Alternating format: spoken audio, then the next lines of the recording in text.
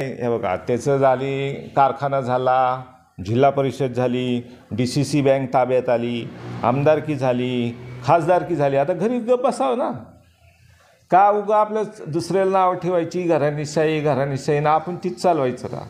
नमस्कार, मी रमाकांत हासगुडे. समय संघर्ष न्यूजमध्ये सर्व प्रेक्षकाचं स्वागत आहे. तर आपण सध्या धाराशिवमध्ये आलेलो आहोत आणि धाराशिव उस्मानाबाद लोकसभा मतदारसंघात 31 उमेदवार निवडणुकीच्या रिंगणामध्ये उतरलेले आहेत आणि आपण प्रत्येक उमेदवाराच्या मुलाखती येत आहोत. त्यांचा परिचय आपल्या प्रेक्षकापर्यंत दाखवण्याचा प्रयत्न करत आहोत. तर सध्या आपण आलेलो आहोत एक अपक्ष उमेदवार समीर सिंह साळवी.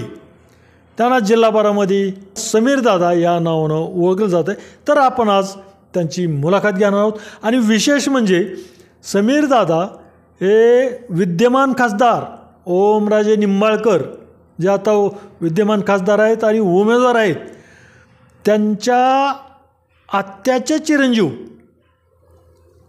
म्हणजेच समीर दादाच्या मामाचे चिरंजीव ओमराजे. तर असं नातं आहे आणि या नात्यामध्ये समीर दादा दंड थोपटून लोकसभेच्या मैदानात उतरलेले आहेत. तर यामागचं रहस्य काय आहे किंवा काय भूमिका आहे ही आपण जाणून घेण्याचा प्रयत्न करणार आहोत. दादा नमस्कार. समय संघर्ष न्यूजमध्ये तुमचं स्वागत आहे.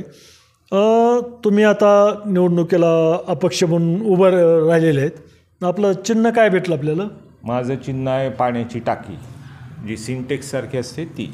नाही, आपला जिल्हा दुष्काळग्रस्त आहे. पहिल्यापासूनच आपल्याला पाण्याची अडचण आहे आपल्या जिल्ह्यामध्ये. पिण्याचं पाणी असो किंवा शेतीसाठी असो, जनावरांसाठी असो.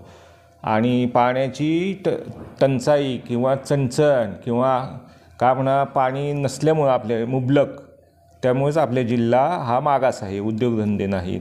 तर त्यामुळं त्या दृष्टिकोनातून मी पाण्याची टाकी ही चिन्ह घेतले निवड. मला सांगा, तर तुम्ही निवडणुकीला उभं राहिलेत, एक आमच्या प्रेक्षकासाठी तुमचा परिचय व्हावा या उद्देशाने की तुमचं शिक्षण कुठं कुठं आणि कसं झालं त्याविषयी काय सांगता येईल? माझं शिक्षण 10वीपर्यंत छोटा शिशू ते 10वी पार्ले टिळक शाळेत झालं, मुंबईला, विले पार्ले ईस्टला. तुमचं शिक्षण नाही, त्यासाठी मग मी तेरणा पॉलिटेक्निकला इथं ॲडमिशन 10वीच्या बेसवर घेतली, जे की तेरणा पॉलिटेक्निक आणि तेरणा इंजिनिअरिंग ही दोन्ही कॉलेज तेरणा नगरचं जे साखर कारखाना आहे त्याच्या प्रिमायसेसमध्ये, साखर कारखाना जिथं ते कर्मचाऱ्यांच्या वसाहती आहेत त्या तिथंच होते ते कॉलेज. तेरणा ट्रस्टचे जे इंजिनिअरिंग कॉलेज आणि पॉलिटेक्निक होतं ते तेरणा कारखान्यावर होतं पहिलं. आता ते नंतर मग कुठं कुठं गेले का माहीत. पण मग पवनदाजी साहेब तुमचे मामा, सख्खे मामा, हो, मग डॉक्टर पद्मश्री पाटील आणि पवनदाजी हे पण भाऊभाऊच आहे म्हणतात. मग एकाच रक्ताची आहे. पद्मश्री पाटील पण तुमचे मामाच लागतील? हा, एकाच रक्ताची. शिक्षणासाठी तरी इथं आलो आपण आणि मामा, दोन मामा राजकारणात आहेत. मग कुठेतरी त्यांच्या प्रत्येक निवडणुकीत मदत करायला येते असं तुमचा ओढा वाढला असेल राजकारणाकडं? नाही, ते तर लहानपणापासूनच नको असताना पण राजकारणात आमचा प्रवेश होतच होता लहान असल्यापासून. कारण नाडे, समुद्रे आणि गोगरे त्यांच्याकडे कारखाना होता.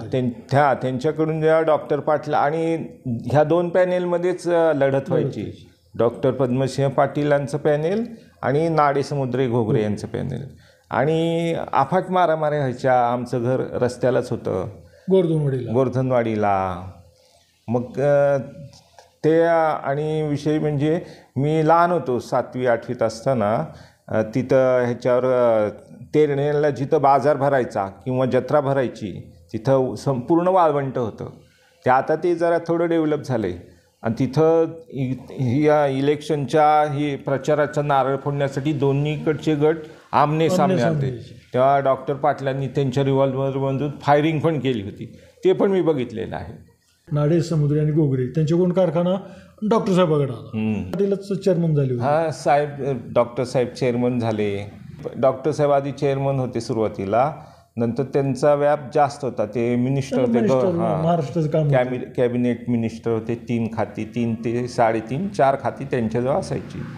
मग त्यामुळे मग त्यांना लोड व्हायचं म्हणून मग त्यांनी अरविंददादांना चेअरमन केलं. अरविंददादा. अरविंददादांनंतर पुन्हा बाळासाहेब पाटलांना केलं, नंतर मंगलाताई पाटील यांना केलं आणि त्यानंतर पुन्हा इलेक्शन. तोपर्यंत पवनराजे वारले होते, हत्या झाली हां हत्या झाली होती. मग त्यानंतर आनंदीबाई झाल्या, आमची मामी पवनराजेंच्या पत्नी. कारखान्याची जीवी लई गाजली होती, नेमकं काय होतं त्या टायमाचं? आम्ही असं पेपरला आहे ती वाचलेलं आहे. नाही, ती जीबी झाली होती. मग पवनराजे आणि डॉक्टर पद्मेश्वर ह्यांच्यात वितुष्ट आल्यावर एक गट नाडेसमुद्रे घोगरेत गेले बाजूला. आता विरोध 2च गट राहिले, डॉक्टर पाटील गट आणि पवनराजे गट. दोन्ही गट तुल्यबळ, एक सत्ताधारी एक विरोधक.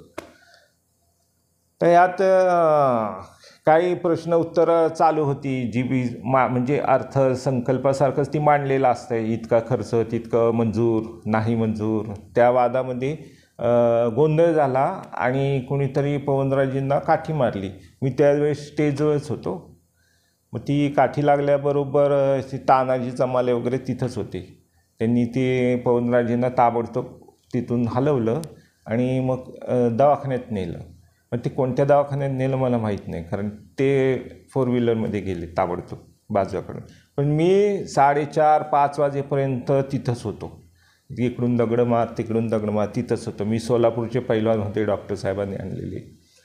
म्हणजे अफाट भीड, अफाट पथराव, अफाट दगडफेक, अफाट अश्रुधुराच्या कांड्या आमच्यावर. आणि आम्हाला बिलकुल त्याचं काय वाटत नव्हतं. आम्ही झाडाची पानं फिनं घ्यायचं, त्या अश्रुधुराची कांडी पकडायची त्यात आणि ताबडतोब विदिन सेकंदमध्ये उलटी फेकून द्यायची. त्याच्यावर सुसू करायची नाही, पाणी टाकायचं काय नाही, त्याच्यात थोडी माती टाकायची, झाडाचं एखादं पान फिन पकडायचं आणि रिटर्न फेकून द्यायची. नंतर पुन्हा विधानसभेचे इलेक्शन झालं. विधानसभा आपली अख्ख्या महाराष्ट्रामध्ये गाजली. डॉक्टर साहेबाच्या विरोधात पवनराजे साहेब उभा राहिले होते, अपक्ष म्हणून उभारले होते आणि अवघ्या 484 मतानं त्यांचा पराभव झाला. तर त्या टायमाला पण तुमचे साथ, तुमचं सहकार्य त्या टायमाला पण असंच. त्यावेळेस साहेबांनी माझ्यासाठी त्यांच्या मागं मी कंटिन्यू राहावं म्हणून एक खास नांदेडवर परभणीवरून एक सफारी आणली होती, 10 नंबरची, ग्रीन कलर, फेंट ग्रीन कलरची होती. ती त्यांनी मला उपलब्ध करून दिली होती आणि मला सांगितलं होतं की माझ्या मागचं बिलकुल हलायचं नाही. 24 तास सावलीसारखं हा कंटिन्यू राहायचं पाठीमागं. ते जिथं जातील तिथं मला जावंच लागायचं. बरं दादा, मला सांगा, पवनराजे साहेबाची हत्या 2006ला झाली. 3 जून 2006 शनिवार होता त्या दिवशी. 2006ला झाली. मग पवनराजे साहेबाला, डॉक्टर साहेब आणि पवनराजे साहेब असताना पण तुम्ही त्यांच्या पाठीमागे होते. यांच्यामध्ये वितूट आल्यानंतर पवनराजे साहेबाच्या पाठीमागं सावलीसारखं होते. मग आता साहेबाच्या नंतर ओमराजे पुढं राजकारणामध्ये आले, त्यांचे चिरंजीव. तर त्यांच्यासोबत कसं तुमचं म्हणजे संबंध अगर त्यांना सहकार्य कसं राहिलेलं आहे? त्यांनी सुरुवात कशी त्यांच्या निवडणुकीची राजकारणाची झाली? आणि साहेबाची हत्या होईपर्यंत मी म्हणजे 2000 ते 2006 31 डिसेंबर 2006पर्यंत मी बार्शीला साहेबांनी जी मिल घेतली होती तिथं होतो. मग मी तिथून येऊन जाऊन करायचं. विधानसभेचं इलेक्शनलासुद्धा मी तिथंच होतो. तिथून इथं येऊन जाऊन करायचं किंवा इथंच राहायचं. मग शोरूमला राहायचं नाही तर वाडीला राहायचं. मग साहेबांची हत्या झाल्यावर मग मी 2007ला पुन्हा गोवर्धनवाडीला आलो राहायला. त्याच्या आधी साहेबांमुळं आमच्या पण जीवाला अपाय व्हायचा प्रयत्न झाला होता. जिल्हा परिषद नंतर कारखान्याचं इलेक्शन, त्यात मग ते आनंदीबाई उभा राहिले. पद्मश्री पाटील विरुद्ध ओमराजे अशीच लढत. माझ्या आयुष्यात मी माझ्या गाडीला कधीच डॉक्टर पाटलाचं पोस्टर लावलं नाही ना पवनराजे पण लावलं नाही. पण ह्याचं पोस्टर मी आयुष्यात पहिल्यांदा लावलं कारखान्याचं, ओमराजेचं पॅनलचं. गरज होती ना, ती काळाची गरज. त्यावेळेस ही दोन्ही म्हणजे अतिरथी महारथी होती. ह्यांची काय पोस्टर लावायची काय गरज नव्हती, ह्यांचं पोस्टर लावून गाडी फिरवावी असं. आतासुद्धा हे खर्च करतात. मला आश्चर्य पण वाटतं, लाज पण वाटते. एवढं काम करता मग एवढा खर्च कशाला करता? खर्च करायचं तुम्हाला घरी बसून लोकांनी निवडून द्यायला पाहिजे. मी हे केलं, मी ते केलं, छापायची काय गरज आहे? बोंबलत या 20-25 गाड्या ह्याच्यान, 30-40 गाड्या ह्याच्यान, काय गरज आहे? काय नाही ना. इतके वर्ष राजकारणात तुम्ही जनतेची सेवा करता म्हणता, हे करतो मी, ते केलं, सीटा पुसल्या, सीट दिलं, अजून काय काय करता. तुमची जसं पाणी जसं बोरला येतं मुरतं आहे, इतकं तुम्ही मुरलेले आहेत तळागाळात. तुम्हाला काय एवढे करायची काय गरज नाही ना.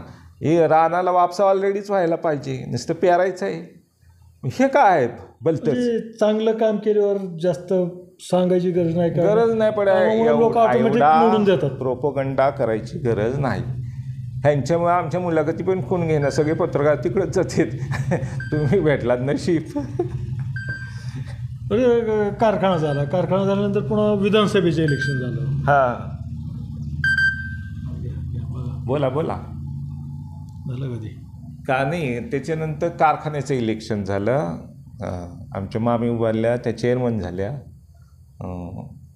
त्यानंतर मग फारच विचित्र गोष्टी, फक्त बजेटवरती लक्ष, बाकी काय नाही. बरं मला एक सांगा, आता तुम्ही लोकसभेला उभारलेले आहेत. आता इथं विद्यमान खासदार ओमराजे आहेत, तुमच्या मामाचे चिरंजीव. आणि ते असताना, ते सध्या प्रचारात बरंच आघाडीवर असताना सुद्धा तुम्हीही उभारलात.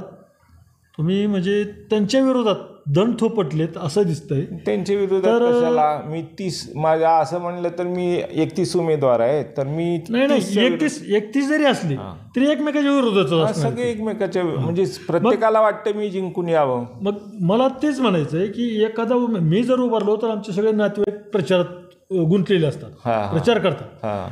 तर तुमच्या मामाचा मुलगा खासदार असताना तुम्ही उभारण्यापेक्षा त्यांच्या प्रचार करण्या सोडून तुम्ही स्वतः उभारलेत. याचं म्हणजे विजन काय धोरण काय पुढचं? नाही, राजकारणाचा एक स्रोत आहे की जनतेची सेवा करावी. गाडीची सीट पुसता येते, ती कुणाला सीट नसली एस टीमध्ये तर फोन करून सीट देता येते. मग म्हणलं आपण पण द्यावी, म्हणलं सीटवर टपावर सगळीकडे माणसं बसावी, एस टीच फुकट करावी. नाही राजकारणातल्या एखाद्या पदावर गेलो जनतेची सेवा करता येते, हे मान्य. पण इकडं ओमराजे स्टँडिंग उमेदवार असताना नाही, त्याने आता झालं ना. म्हणजे तुम्हाला दोघांमध्ये काय नाराजी नाही. हे बघा, त्याचं झाली, कारखाना झाला, जिल्हा परिषद झाली, DCC बँक ताब्यात आली, आमदारकी झाली, खासदारकी झाली. आता घरी गप बसावं ना. का उगा आपलं दुसऱ्याला नाव ठेवायची, घराणीशाही ना आपण तीच चालवायचं का? बस झालं ना, सगळं आलं ना अनुभव, घरी बसावं. म्हणजे 31 जणांनी फॉर्म भरलेत, पण तुमचं म्हणजे असं 31 जण एकमेकाच्या विरोधातच आहेत. तर मग याचं कारण काय किंवा विजन काय वाटतंय तुम्हाला? नाही, असं काही विशिष्ट काही कारण नाही, की फक्त एकच आहे की माझ्या मामाला मी फार जवळून पाहिलेलं आहे. कारण राजेसाहेबाला, कारण ते जेव्हा कारखाना, DCC बँक आणि बोर्ड मेंबर होते, ॲट अ टाईम होते ते. तर त्यावेळेस अनेक 100-150 माणसं यायची आणि त्या सगळ्यांना मी आनंदानं चहा द्यायचो. सगळ्यांना, एकालासुद्धा सुट्टा नाही ठेवायचं, सगळ्यांना द्यायचं. कारण ते दारात इतके चपला ना, तीच आपली लक्ष्मी, हे आपल्याला माहीत साहेबांनी सांगितलं होतं. जितके कार्यकर्ते जास्त तेवढी लक्ष्मी, म्हणजे ते काय म्हणायचं, तीच आपली लक्ष्मी, तीच आपलं मोठेपण श्रीमंती तीच म्हणायचं. पण तुम्हाला असं म्हणायचं का, साहेब जसं सगळ्याला सांभाळून घेत होते तसे आता ओमराजे सगळ्याला सांभाळून घेत नाहीत असं वाटतं का तुम्हाला? नाही, मी कशाला म्हणायला पाहिजे. लोक म्हणतातच ना, एक राजे पवनराजे बाकीचं पोतराजे, त्यामुळेच म्हणतात. मी थोडी म्हणतो, लोक म्हणतात का नाही? तुम्ही ऐकलंय ना?